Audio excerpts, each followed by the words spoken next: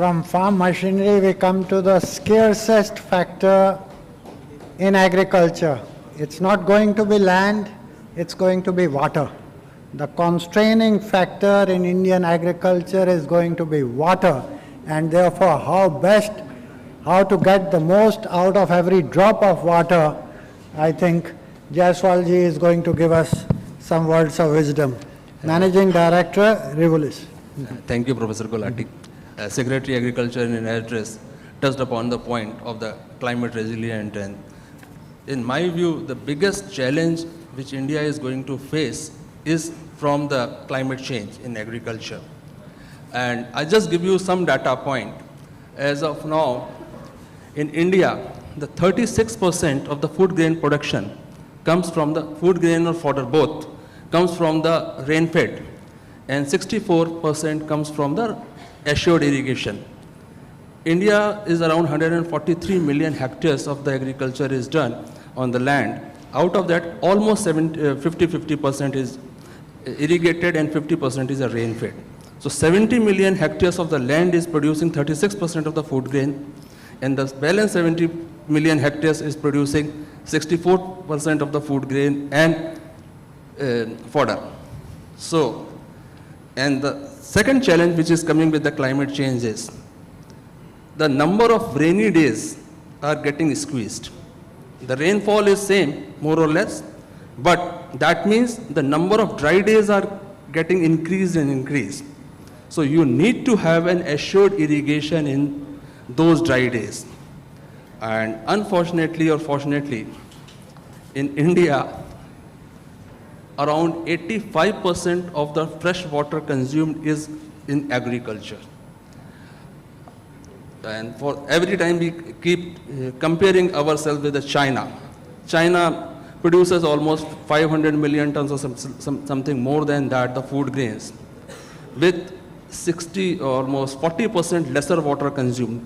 China consumed almost 389 or 390 BCM water to produce 500 million tons of the food grains. India consumes reverse of that. We consume almost 540 billion cube of the water and produce 313 million tons of the food grains. So water productivity is challenging. And the assured water will lead to lesser risk, more production, and at the same time, for the environmental point of view, if we start using those drip irrigation systems, or if we come to the micro irrigation and start using micro irrigation for irrigation purposes, we will be consuming that much of lesser chemical fertilizers. If you use fertigation as a technique, then your nutrition use, I'm not talking about the water use efficiency, I'm talking about the nutrition use efficiency. It goes beyond 90%, 95%. While you are using broadcasting method of application of the fertilizers, your nutrition use efficiency is around 50-55%.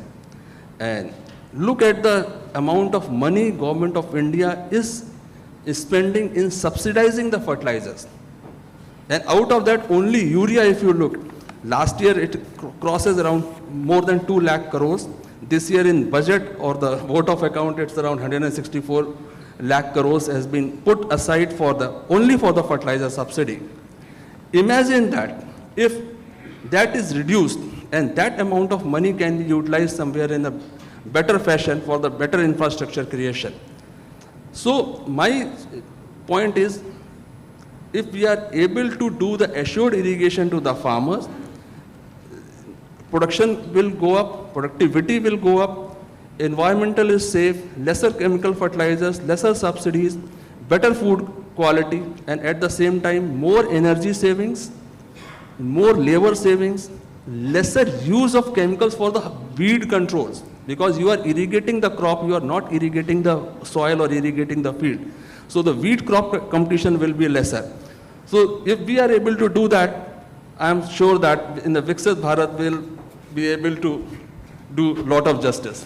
Thank you. Thank you very much. I think I do need to underline some of the things that Mr. Jaiswal said, because this is critical. 23-24 revised estimate 1,88,000 crores was on fertilizer subsidy. Urea is almost 90% subsidized in this country, lowest in the world price. Granular urea, when you throw in the field, the plant consumes only 35% of it. Nutrient use efficiency is only 35%. Rest it is going in the environment as nitrous oxide, which is 273 times the carbon equivalence.